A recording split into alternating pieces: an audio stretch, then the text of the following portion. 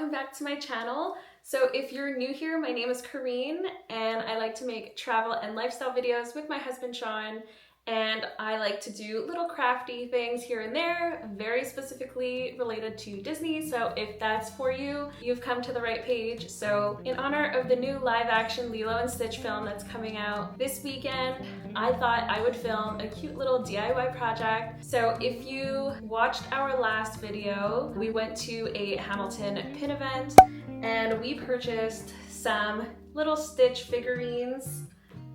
We got these from Miniso and they are little blind boxes, and I decided to do a little Bedazzle DIY. So if you're interested to see how I bedazzled these little Stitch figurines, as well as a third one, then stay watching. Yeah, I will show you guys all the products that I used. Quick little tips on how to bedazzle these little guys.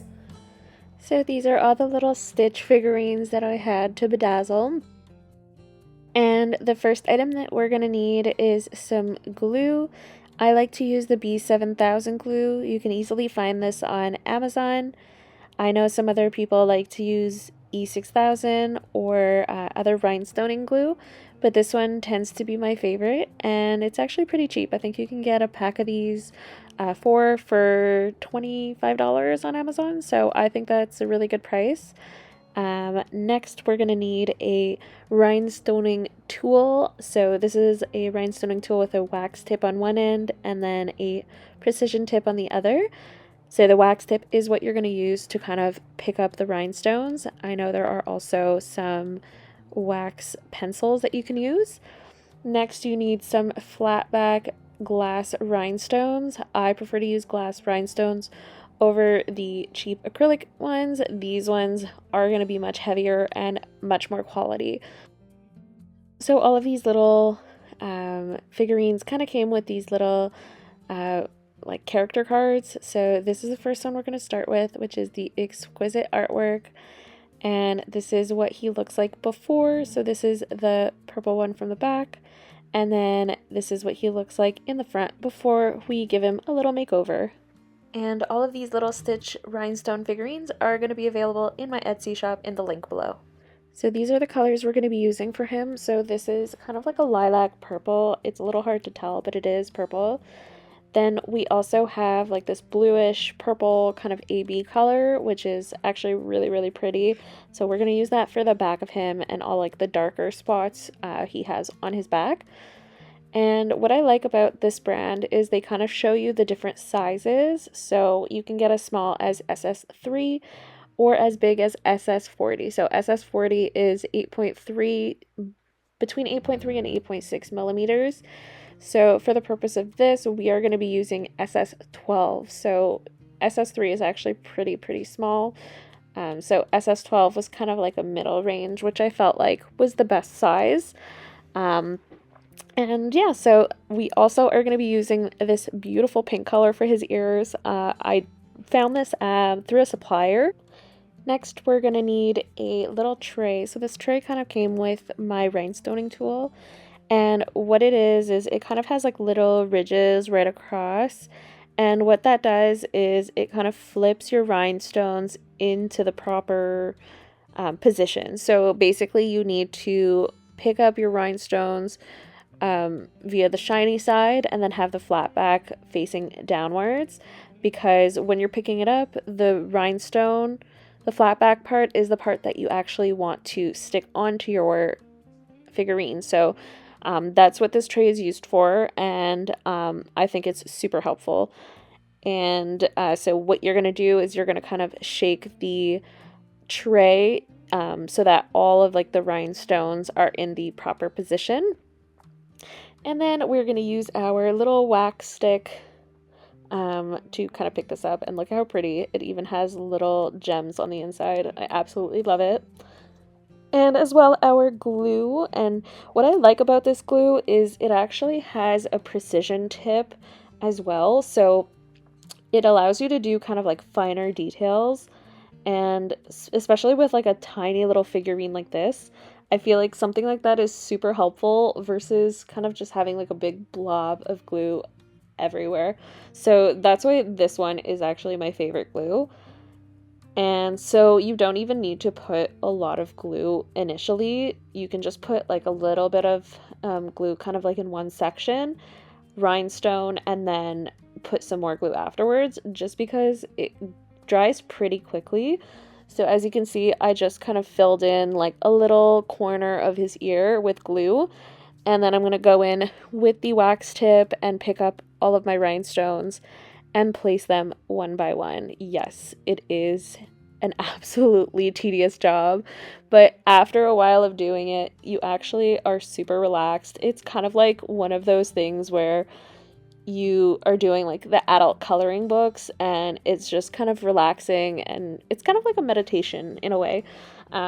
So if this is something that you enjoy doing like I do, then I think you are going to find it super relaxing, and it's just a nice way to kind of de-stress at the end of the day.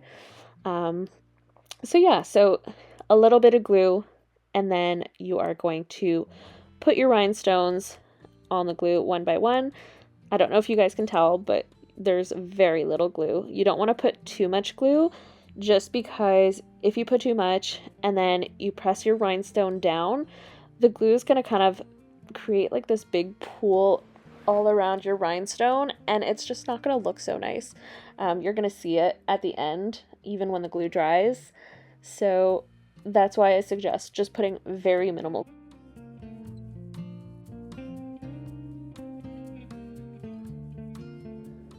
So this is what it's looking like so far.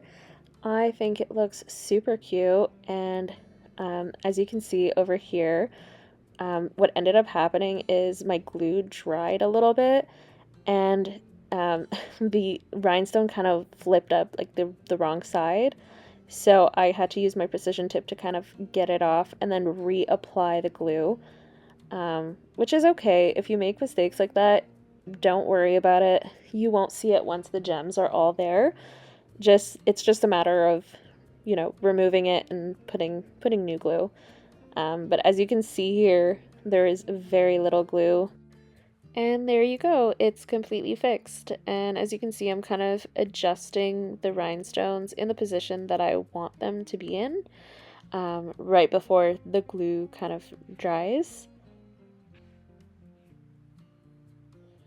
And I was able to kind of like push them aside and make room for an extra gem. And I'm absolutely in love with this color. Even though it doesn't really match his original ear color, I thought it was absolutely beautiful, and I'm so glad I ended up with it.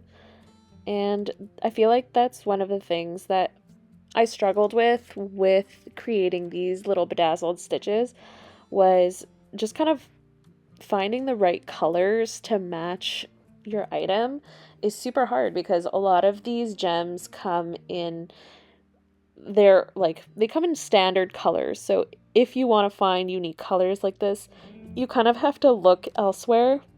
Like I had to go as far as finding like suppliers in China, but I think it really came out the way I wanted it to. Like it's such a beautiful color, and it ended up actually being cheaper than the beadline colors. So now we're gonna go in with the darker purple, and we're gonna kind of fill out all the detailed areas first. So the reason why we go in and do all the detailed areas first is because you want to do kind of like all the little areas that kind of have like edges before you go in with your main color. And this is just kind of like a look at this beautiful color. It shines like into like a different bluish purple color, depending on the angle that you kind of tilt it in. And I thought it was perfect for this little activity. So as you can see, I'm going in and doing all his details first. And this is just going to help you later on when you're actually applying the main color. You're going to have to kind of be able to fit all the rhinestones in the right areas. So doing all the little details first is going to kind of help you with that. Otherwise, you might risk kind of not having enough space and going over the detail areas with your main color, if that kind of makes sense. So that's why you always do your little details first. So we are going to go in and do these first. and we're just gonna do a quick little fast forward just because this is obviously gonna take me a really long time. So cue the fast forward.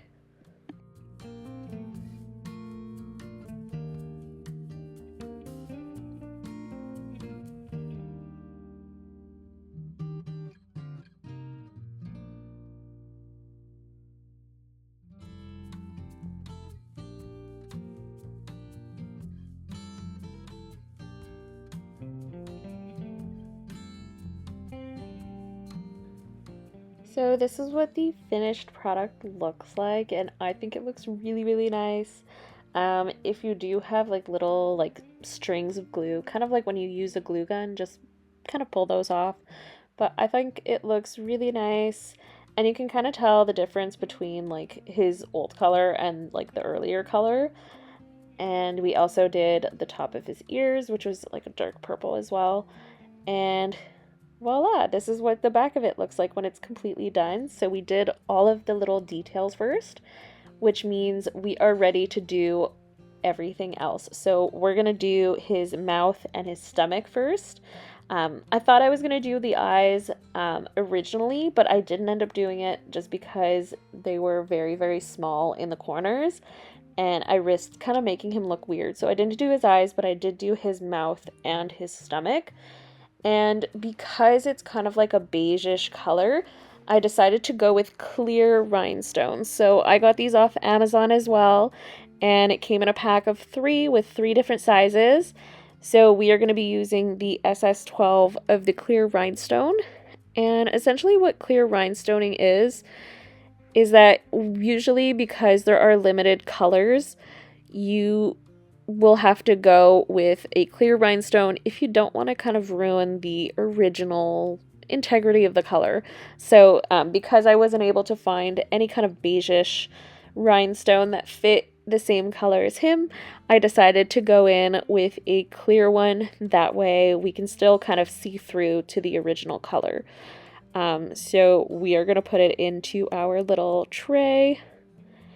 And I found rhinestoning with clear gems actually super hard because I wasn't able to see which one was like the shiny side and which one was like the flat back side. So it was really hard when I was picking them up to kind of decide where to put them. So we are just going to fast forward and finish like the whole mouth part and the whole stomach part, and then I will show you guys the finished area.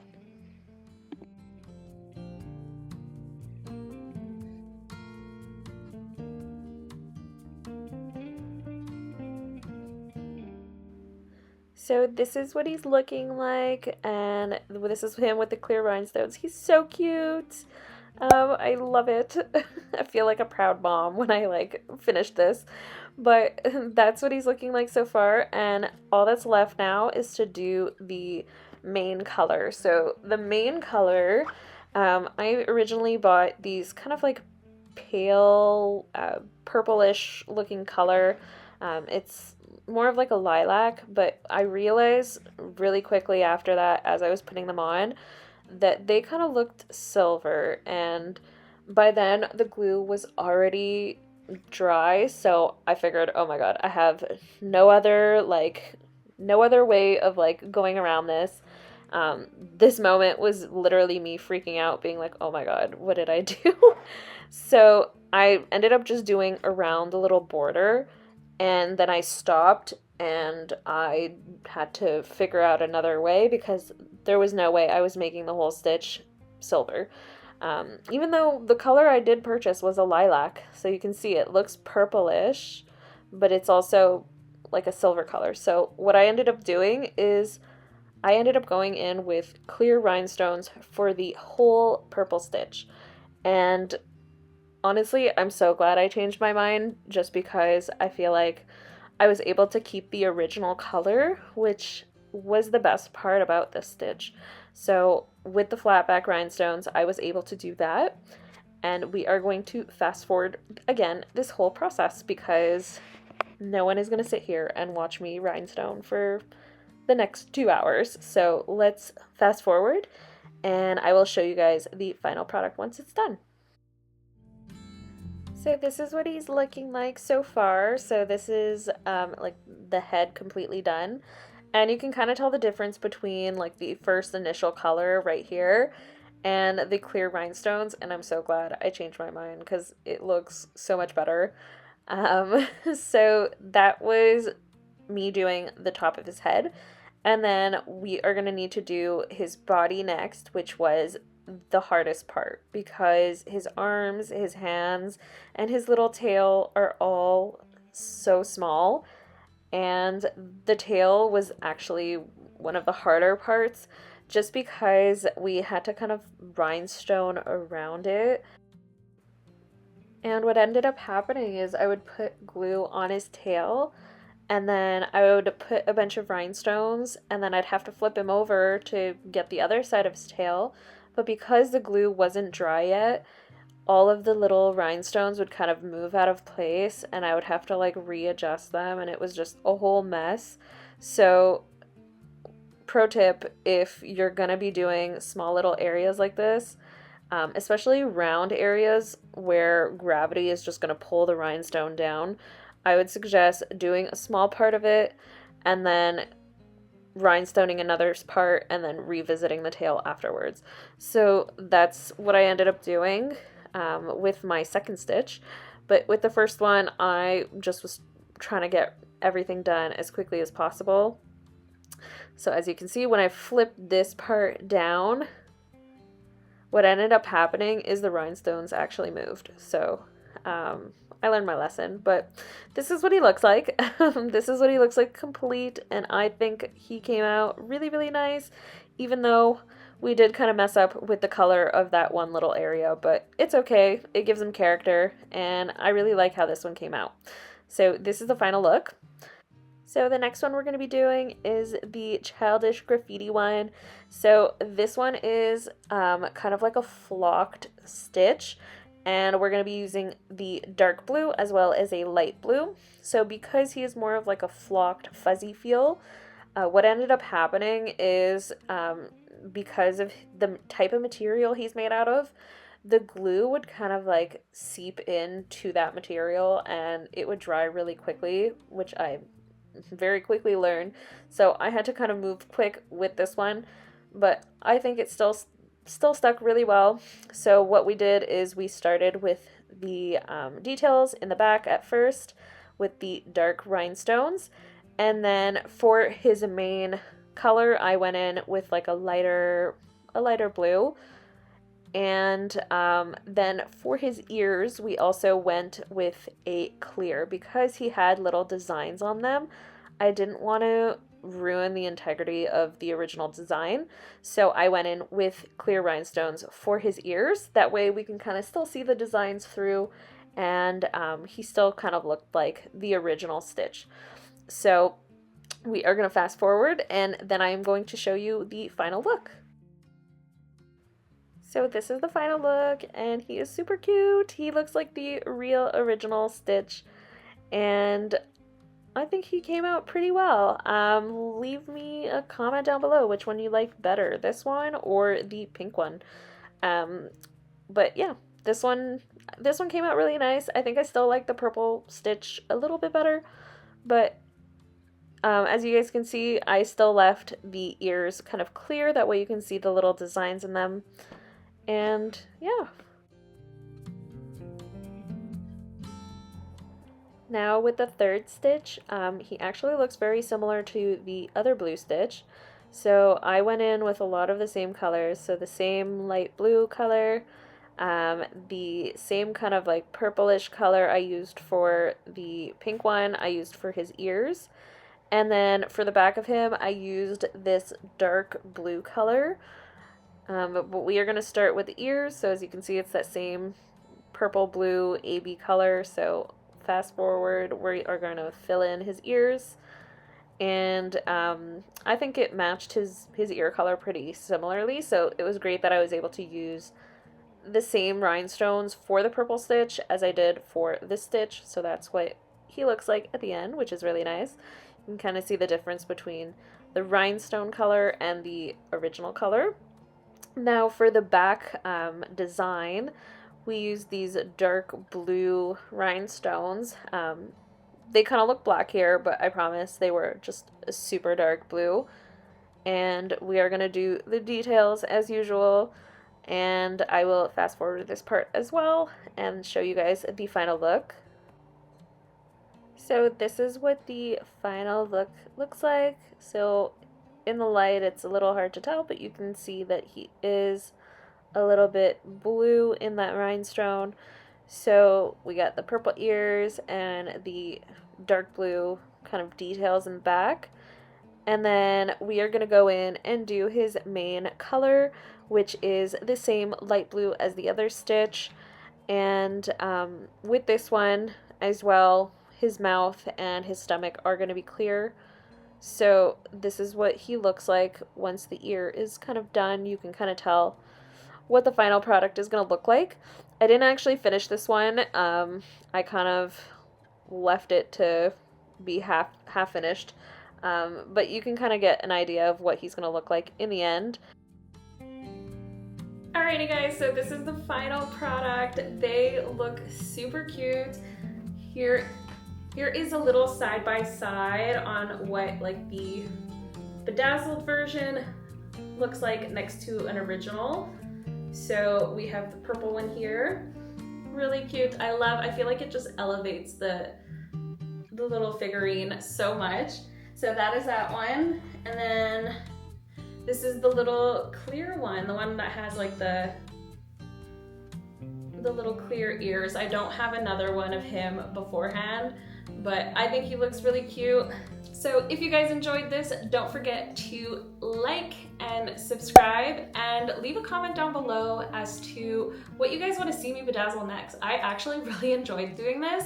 I found it super relaxing and I think I want to bedazzle some more. So let me know in the comments down below what else I should bedazzle. Bye!